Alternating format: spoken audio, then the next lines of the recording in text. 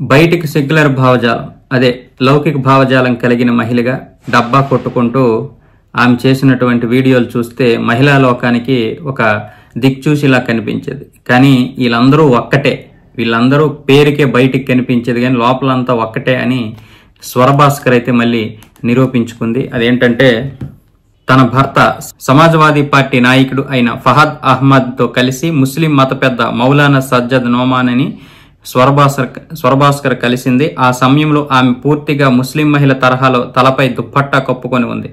ఆ ఫోటోలు సోషల్ మీడియాలో వైరల్ కావడంతో నెటిజన్లు అయితే ట్రోలింగ్ చేస్తున్నారు. ప్రస్తుతం ముస్లిం మత పెద్ద అయిన మౌలానా సజ్జద్ నోమానని ఛాందస్వాది, తాలిబాన్ల సానుభూతిపరుడైన మౌలానా ఆడపిల్లలు చదువుకోవడం పట్ల వ్యతిరేకత వ్యాఖ్యలు చేశారు.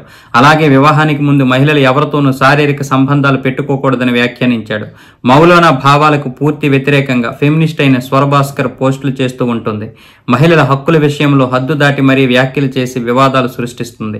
అలాంటి స్వరభాస్కర్ ముస్లిం సాందస్వాది అయిన మౌలానా కలవడం, అలాగే తాను చెప్పే మాటలకు వ్యతిరేకంగా దుస్తులు ధరించడాన్ని కూడా నెటిజన్లు అయితే తప్పుపడుతున్నారు.